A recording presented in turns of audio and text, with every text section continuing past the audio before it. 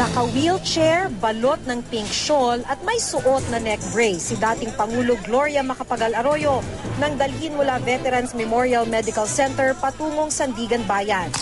Pero hindi na siya nag-wheelchair sa loob at tumayo pa nga habang binabasa ang sakdal para sa kasong plunder kaugnay sa umano'y maanumalyang paggamit ng 365 million pesos na pondo ng PCSO. Pero hindi naghain ng plea ang kinatawan ng Pampanga dahil sa hinihintay pang desisyon sa apela niya sa Korte Suprema. Ang pagsasampa ng plunder laban sa dating Pangulo ay sa tingin namin ay hindi dapat nangyari at nagkaroon ng excess of jurisdiction ng ombudsman dito. Kahit na meron o walang ibang petisyon na nakahain sa ibang korte, pwede siyang hindi mag-enter ng any plea. No? At pag hindi siya nag-enter ng any plea, ang korte ang mismong mag-enter ng plea of not guilty para sa kanya.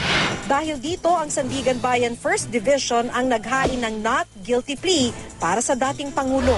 It was normal on accused to enter to register no plea at all. But it under the rules, it's considered a plea of not guilty when the accused does not enter a plea. Matapos ang 2 oras, nag-abiso sa text ang acting spokesperson ng Korte Suprema na si Attorney Gleo Guerra na naglabas ng temporary restraining order ang kataas-taasang hukuman sa arraignment ng dating Pangulo sa PCSO plunder case. Pero nang ilabas ang resolusyon ng 3rd Division ng Supreme Court sa pamumuno ni Associate Justice Presbitero Velasco Jr., lumabas ang desisyon nito para sa petisyon ni Nilda Plaras, ang dating tagapamuno ng Commission on Audit Intelligence Fund Unit na kapwa-akusado ni Arroyo sa kasong plunder. Gayunman, nakalagay rin ang kinikwestiyon ng petisyon ay ang resolusyon ng Sandigan Bayan na nag-issue ng warrant of arrest sa mga akusado kabilang ang dating Pangulo. Kaya ang tanong ng media sa Supreme Court PIO, sakop ba talaga ng ipinalabas na TRO ang dating Pangulo?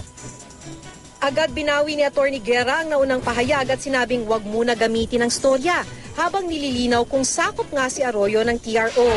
Pasado 2:00 ng hapon na nang linawin ni Guerra na hindi sakop ng pinalabas na TRO ang dating Pangulo at sa halip ay para lang sa petitioner na si Plaras.